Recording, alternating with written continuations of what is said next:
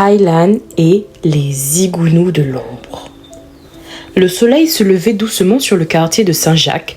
Les oiseaux chantaient, les enfants jouaient au foot et Aylan, le super-héros de 5 ans, faisait la course avec ses amis Mathis et Noah. Tout semblait paisible, jusqu'à ce qu'un vent étrange souffle entre les cases et les ruelles. Une odeur de fumée noire flotta dans l'air. Mathis fronça les sourcils. « Tu sens ça, Aylan ?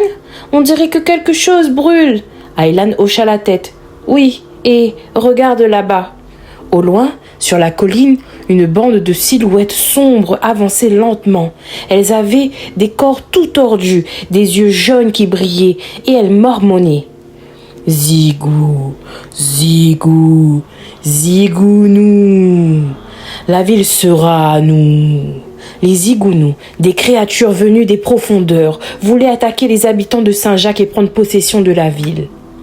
Leur chef, Zigounou Roi, brandissait un bâton en os. « Ce soir, nous capturerons les rires et les voix des enfants. Sans joie, Saint-Jacques nous appartiendra. » Les autres monstres répondirent « Zigou, zigou, zigou, zigou !» La nuit tomba vite. Les lampadaires s'éteignaient un à un.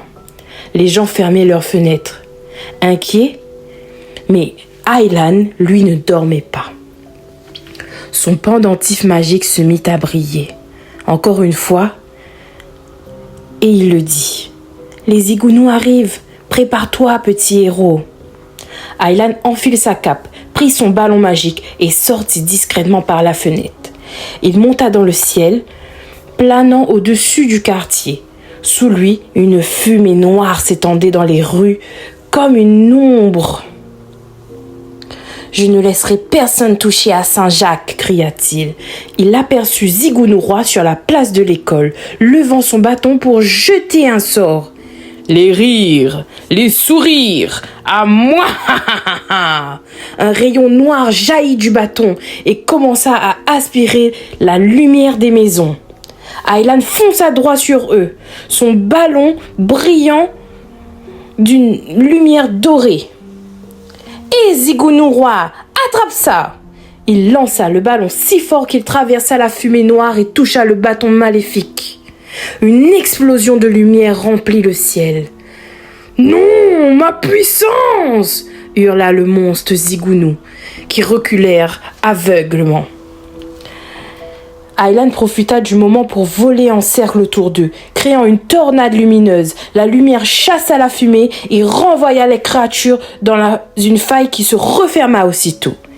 « Et que plus jamais vous ne reveniez à Saint-Jacques !» cria Aylan en agitant sa cape. Le lendemain matin, les habitants ouvrirent les volets. Le quartier brillait de 1000 couleurs. Même le terrain de foot paraissait plus vert que d'habitude. Mathis courut vers Aylan.